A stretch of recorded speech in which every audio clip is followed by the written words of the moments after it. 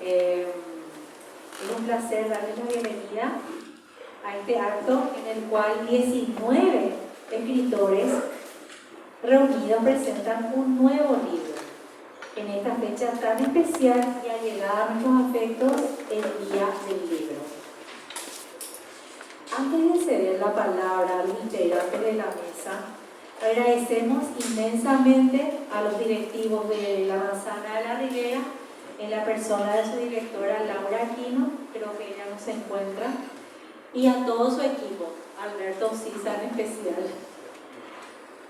Bueno, Arcanógrafos. Es muy novedoso y especial el título de este libro. Arcano, como algunos saben, significa secreto, recóndito, y grafos es dimensión o dimensiones. Lo arcano también representa a lo fantástico, así como a la fantasía. Entonces, por ese lado podemos darnos cuenta de que es entre fantástico, oculto y algo así este libro. Luego, seguidamente vamos ya a pasar a escuchar las palabras del director de la editorial Shehandé, Vincent Ross. Muy buenas noches a todos. Para empezar, a Dios le agradezco a Dios, al universo, a todos los seres de luz, a todos los que irradian amor por este nuevo encuentro que nos dan para compartir este momento que nos hacen bien a cada uno. Agradezco este espacio a la Municipalidad de Asunción, a la ASO Cultura y Turismo, al Centro Cultural de la ciudad Carlos Colombinos, Manzana de la Ribera y el apoyo de CIFATI Paraguay. A la encantadora maestra de ceremonia Sofía Fernández, al coordinador incansable José Amonín, a la bella presentadora Deidre Grace, a nuestra invitada especial Eduardo González y en especial a todos ustedes por su valiosa presencia. Un fuerte aplauso para todos.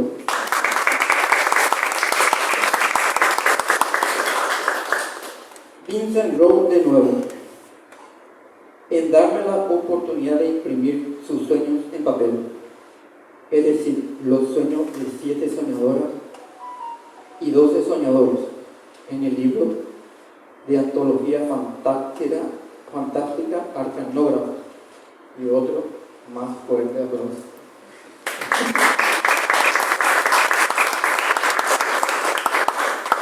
Como se dice, el éxito se consigue cosechando fracasos y cometiendo errores.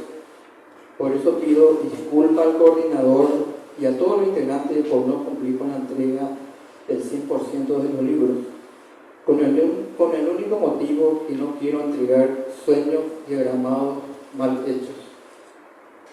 De todo corazón vuelvo a agradecerle por la confianza, no porque uno tenga mucho dinero o es la editorial más conocida, sino por la pasión que ponemos, tanto de mi parte como del autor, en cada libro que pase por la editora. Por eso, esa conexión se llama Shehandé. Estamos para ayudarnos, apoyarnos y a no rendirse en busca de nuestros sueños. Un abrazo con todas mis buenas vibras para todos. Gracias, gracias y muchas gracias.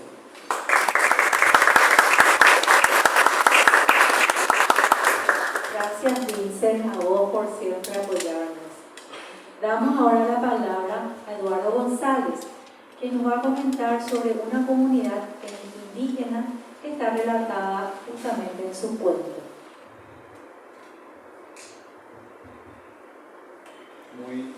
Muy buenas noches. Encantado de participar aquí junto con mis compañeros, con los presentes. A mí me toca hablar un poco de una experiencia que tuve allá por el año 2008 en una comunidad indígena en Alto Paraguay, específicamente en el puerto María Elena, nombrada también Villantuca. Habíamos hecho un trabajo educativo de lectoescritura en guaraní y en tomara. Dicho sea de paso, hay trabajos en la Universidad Católica Nuestra Señora de la Asunción sobre la misma. Ese trabajo se lleva a cabo en coordinación con el antropólogo Guillermo Sequera. Entonces, dar a conocer, visualizar un poco la forma de ver el mundo de esa comunidad, dar a entender, digamos, la figuración del mundo que tienen también ellos. Para nosotros muchas veces pasa desapercibido o pasa muy desconocido. Muchas veces en una situación queremos engrandecer a nuestros indígenas, pero sin embargo muchas veces le dejamos de lado. Eso hay que reconocer como sociedad paraguaya, que para cuando conviene nomás sacamos lo guaraní, sacamos lo macá, sacamos lo lugar. Sin embargo, están ahí viviendo con nosotros el día a día. Incluso son comunidades violentadas en su territorio, en sus comunidades mismas, por tierras, para plantaciones, por ejemplo, el caso de Caraguazú, por citar un ejemplo. Bueno, esto por un lado. Por el otro, muy contento de venir acá a transmitirles esa experiencia que fue muy gratificante. Lastimosamente y por fuerza mayor, uno de los líderes no pudo asistir. La idea era traer a un compañero de esa comunidad, al líder, y por fuerza mayor no pudimos traerlo, no pudimos conseguir traerlo. Esa era la idea fundamental con José Molina. No se dio, lastimosamente. Este compañero se llama Rodolfo Fretes, su nombre, digamos, paraguayo, pero su nombre tomado es Newwood. Entonces, un aplauso para el compañero que no pudo venir.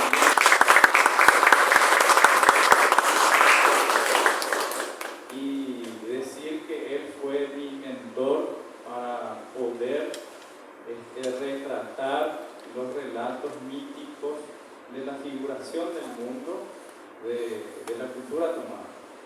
Entonces, está contenido en este libro que se llama El nombre del árbol, se llama, si pueden ir viendo que tengan el libro, y retrata de una manera sucinta el mundo de arriba con el mundo de abajo, y la conexión es el árbol, haciendo una alusión, digamos, una analogía al árbol de la vida, que significa mucho, ¿verdad?, para muchas culturas en el mundo. Hablando también del árbol genealógico propiamente. Bueno, entonces esa es la idea. Agradezco mucho a mi mentor, a Newwood, por haberme enseñado a relatar sus relatos, porque no es cosa fácil. Y bueno, eso quería transmitirle esta noche, y bueno, me pone muy contento. Gracias.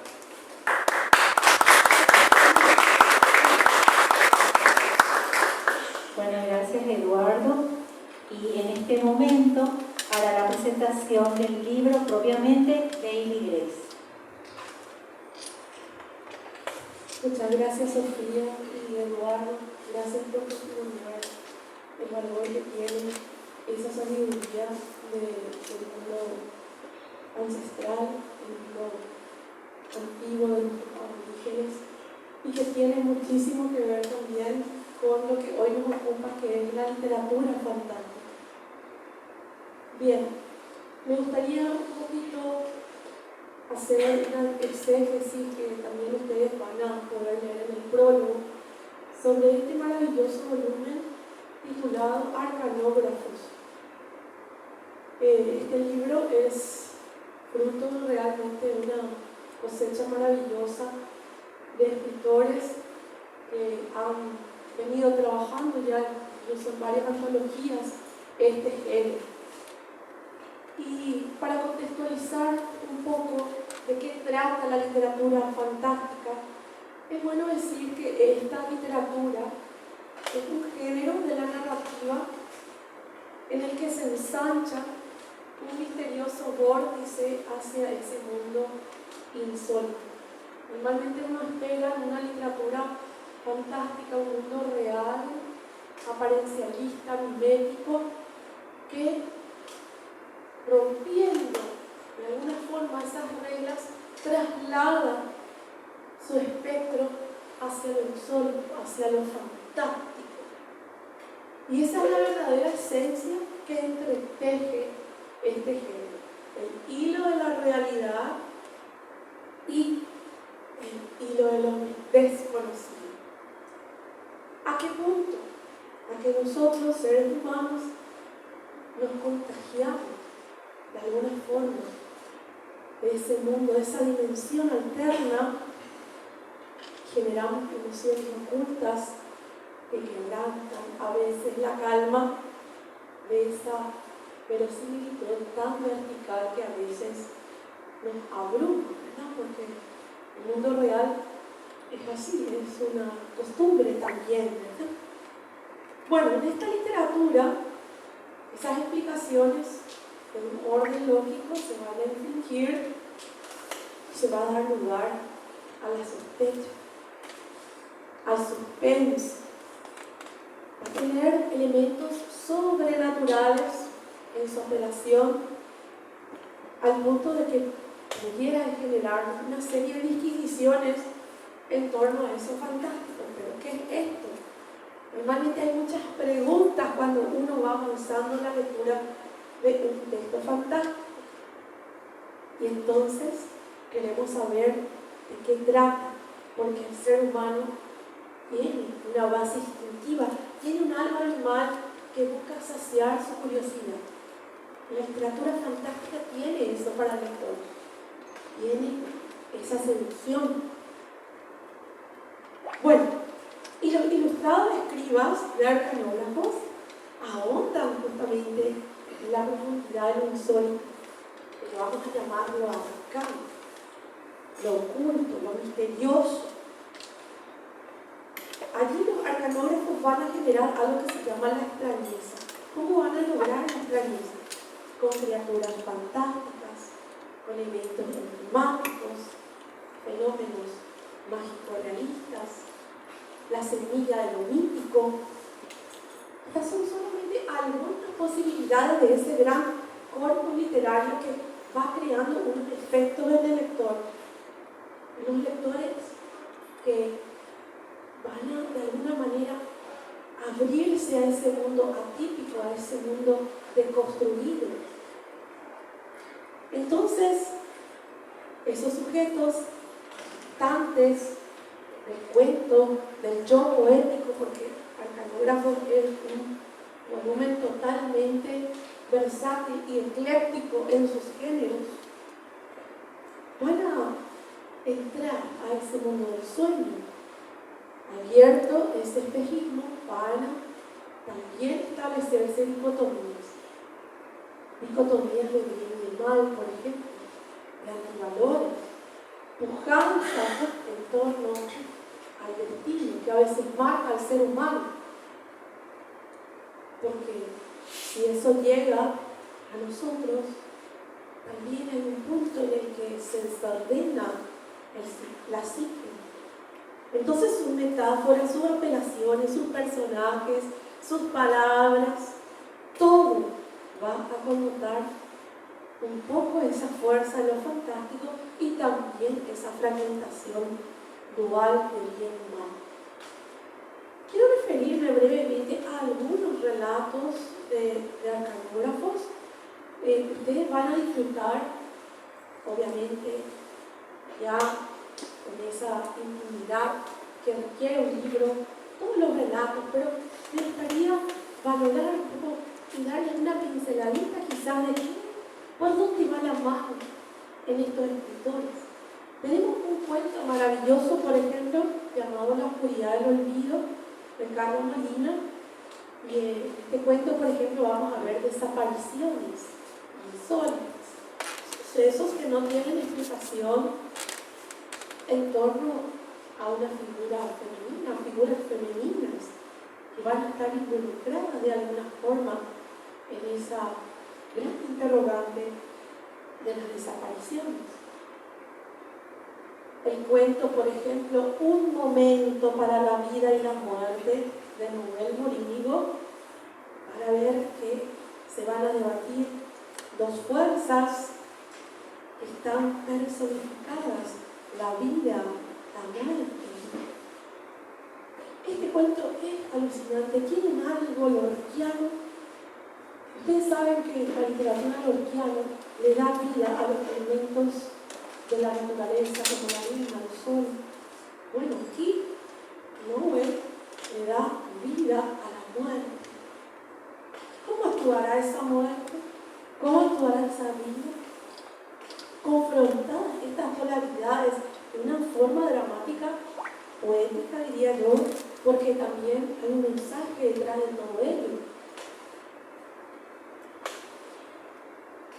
Galatea es un texto poético de Marta Violeta Garcetti, un texto maravilloso con un aire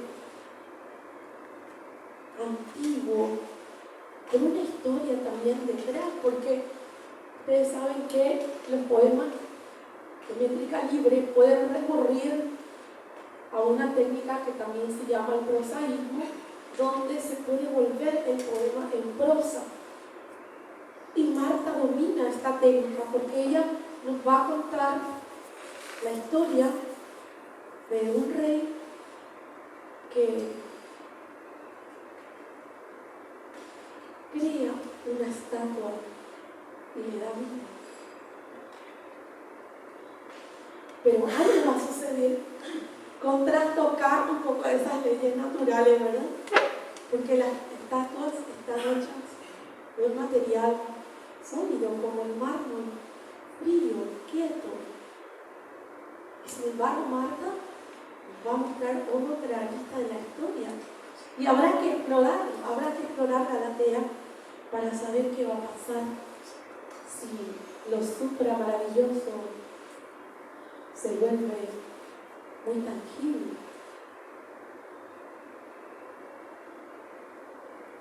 Un escritor que destaca en la antología es Pedro Delgado, que nos presenta Sombra Blanca bajo la noche oscura. Valoro mucho este texto porque incorpora una técnica narrativa que es manuscrito encontrado, en el que el personaje encuentra un relato, un cuento, y hay una suerte de enmarcación. Dentro del relato se enmarca otro relato que se abre al fantástico. Entonces ese fantástico interviene en una geometría perfecta delimitada por la enmarcación de los relatos. Y ahí Pedro nos habla de reinos, de fantasmas, de castillos, de un mundo al que no estamos acostumbrados, donde las sombras de lo desconocido van a liberarse, van a sacudir la psique humana, la naturaleza de lo desconocido y lo inexplicable. Pero Pedro no es el único que utiliza manuscrito encontrado. También tenemos la literatura de Mariano Jiménez, con el cuento Grumos, por ejemplo, y él explica y basa su texto a partir del Summa Hipnoneutica. Es un célebre compendio de los periplos oníricos registrados por la raza de los humanos. Por supuesto que este manuscrito puede existir o no, ¿verdad? Todo esto está en el imaginario del narrador, pero si existiera, ¿qué veríamos ahí? Bueno, Mariano nos habla también de la lucha del bien y del mal, basándose un poco en lo que se aprecia en el manuscrito y se reflexiona filosóficamente.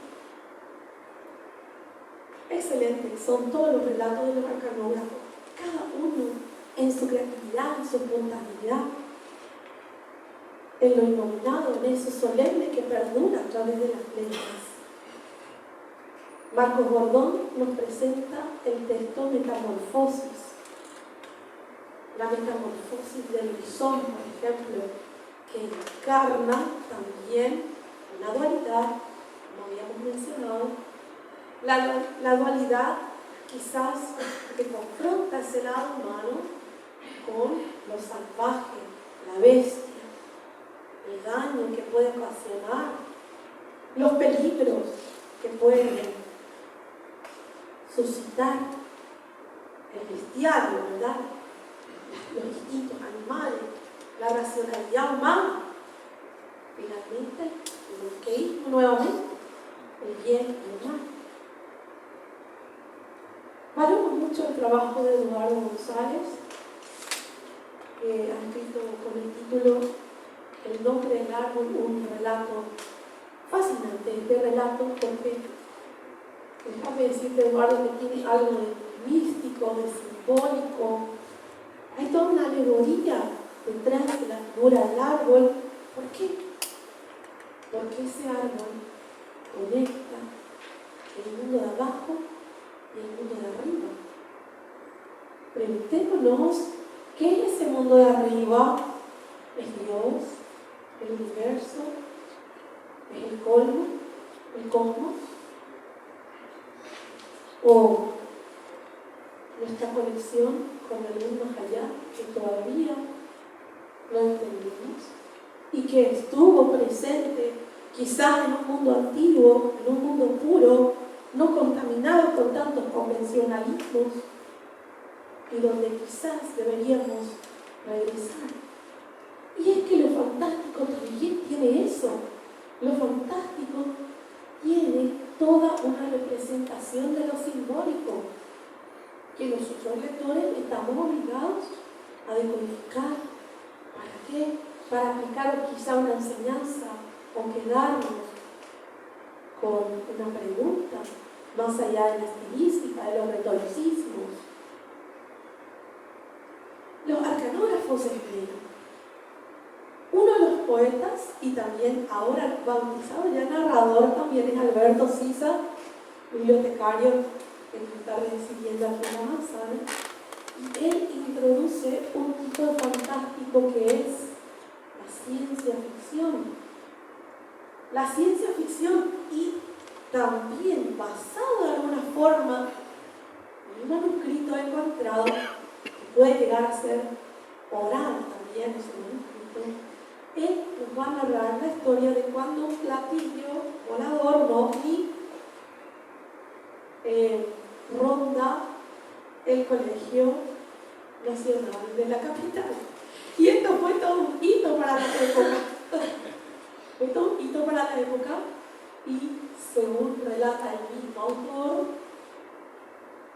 ese colegio tiene un vórtice de algo, porque no ha sido el único suceso.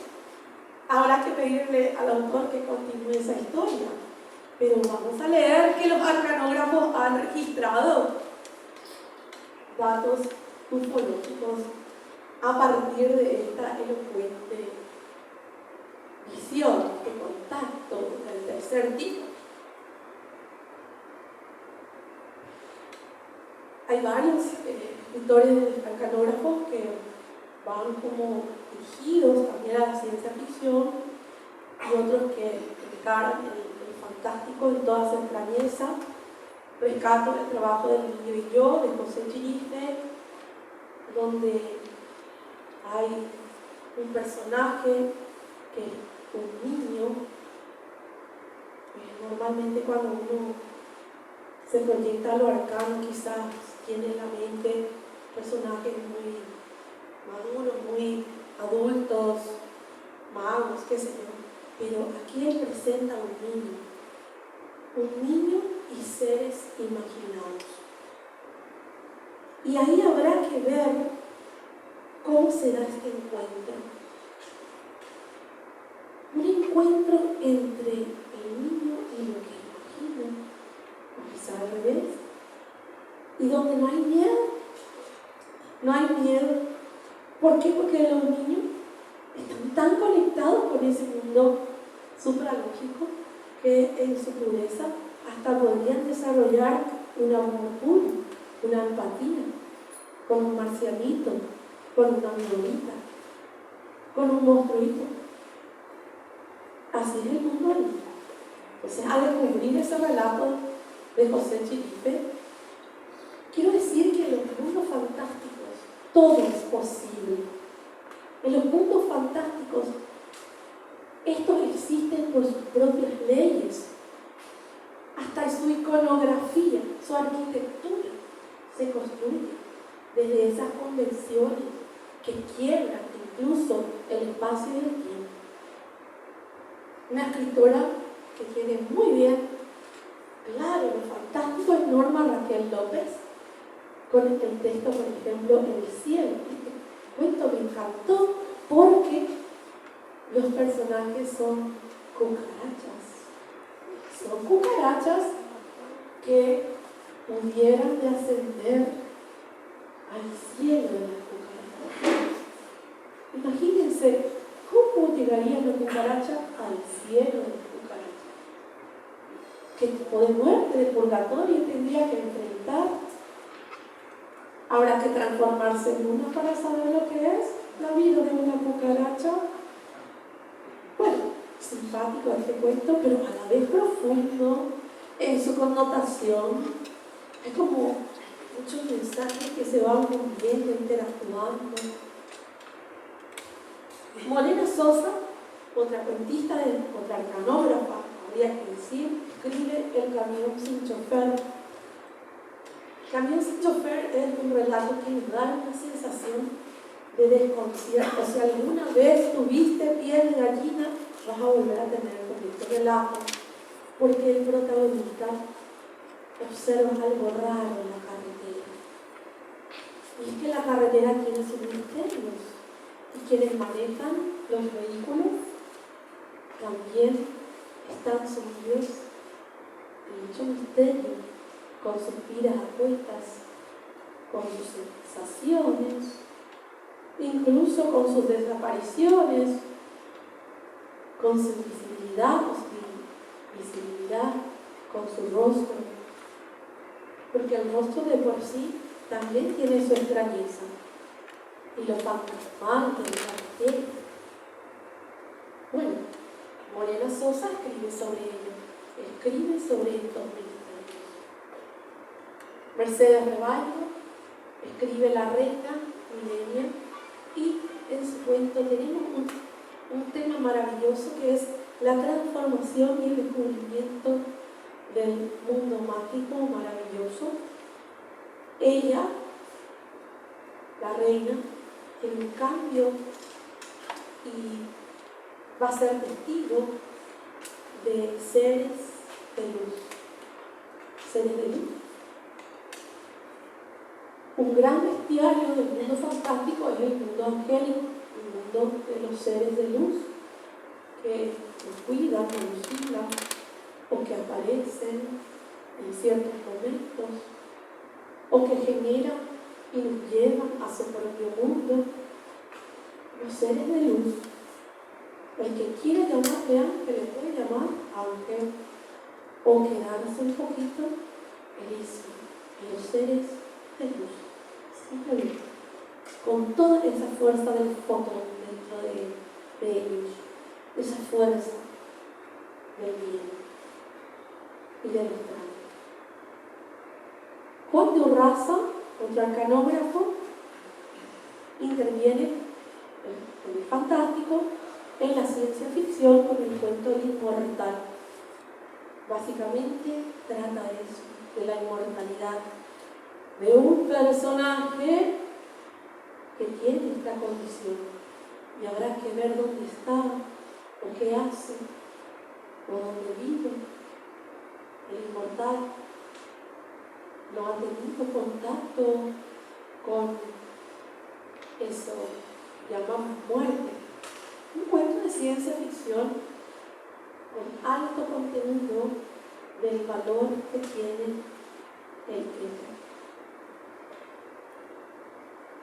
Y Y así, unos tantos cuentos tenemos en Arcanógrafo. Tenemos el perrito Bubi, por ejemplo, de Samuel Bordón, donde hay temas, por ejemplo, que mezclan un poquito la atmósfera fantástica también con el espectro realista en defensa hacia el mundo animal, la sensibilidad hacia estas criaturas.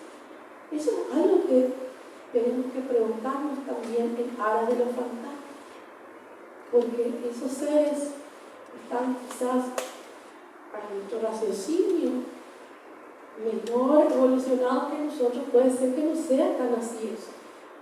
Las plantas, por ejemplo, fabrican su propio alimento, algo que nosotros los seres humanos todavía no podemos hacer. Entonces ahí nos preguntamos, ¿quién está más evolucionado, la planta o nosotros? Lo fantástico te lleva a eso, te lleva a pensar en esas cuestiones. Muy tierno este cuento. Y nuestra madrina de ceremonia, Sofía Raquel Casabianca, tiene la piedra andariega, fruto de su creación, donde ella incorpora el mundo animal, el mundo mineral, con la experiencia de una piedra. Y esta piedra, ¿cómo amo las piedras? Debo decir que amo las piedras. Las piedras guardan tanta información del universo, los menires, las piedras que están en el arroyo, en el mar. ¿Cuánto tiempo han estado ahí? No es ilógico pensar que estas piedras puedan tener algo de maravilloso dentro de sí. Y la piedra es aquí fruto de inspiración para Sofía, y ella la vuelve una especie de testigo silencioso de muchas acciones, eventos que ocurren alrededor. Un cuento para pensar también, para indagar quizás en cómo podría terminar una piedra. O habrá que ver si también la piedra es como inmortal, como el cuento del inmortal de Urraza, pero está tan cerca de nosotros, no en el éter, era como el otro cuento. Tenemos Domingo Fugaz de Roberto Nauer, donde vemos un poquito el tema de la fugacidad, la imprevisibilidad de la vida, lo misterioso que irrumpe en lo cotidiano. Y así, podría extenderme horas y horas solamente hablando de los relatos y el retrato que han hecho los arcanógrafos del mundo real y del mundo insólito. Pero yo quiero desafiar al lector al contacto con las percepciones con estos mundos. Yo quiero que ustedes se posibiliten el asombro, que ustedes se abran a la perspectiva de lo imaginario. ¿Por qué? Porque Arcanógrafo les va a llevar a él, les va a llevar y les va a provocar esa apelación y les va a permitir la conciencia, la existencia de fuerzas que van a escapar a la comprensión y que van a vislumbrar dimensiones alternas, ejes sincrónicos y diacrónicos que van a perturbar el orden natural de los hechos, incluso que van a desatinar un poco la claridad. Y es bueno tener algo de locura en la vida, es bueno irse un poquito allá y no tanto acá, para darse cuenta lo mucho que abarca la conciencia del hombre. Los arcanógrafos van a lograr conectarnos con lo inexplicable, nos harán conscientes de la complejidad del universo, la experiencia humana, más allá de los límites, y van a lograr entronar ese arquetipo de lo fantástico en su literatura, puesta nuestra alma humana en un pedestal de mira, donde se van a poner en alarma la presencia de otros mundos posibles. Rescato en este libro una magia, una formida magia que es capaz de transgredir cualquier límite que nos impide a nosotros explorar horizontes enigmáticos y horizontes distintos. Y ese es el verdadero sabor de la existencia, el ir más allá. Muchas gracias.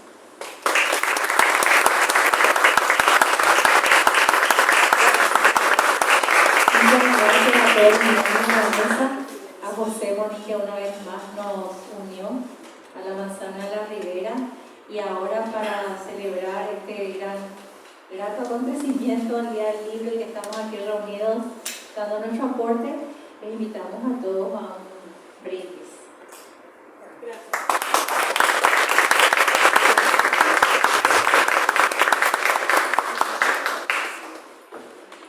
Alberto, de este se queda para la biblioteca. Está firmado por todos los autores. Si falta alguien firmar. Vamos a sacar una foto todos juntos antes de que después los bocaditos nos dispersemos todos. ¿Alguien falta firmar? Vengan aquí, por favor.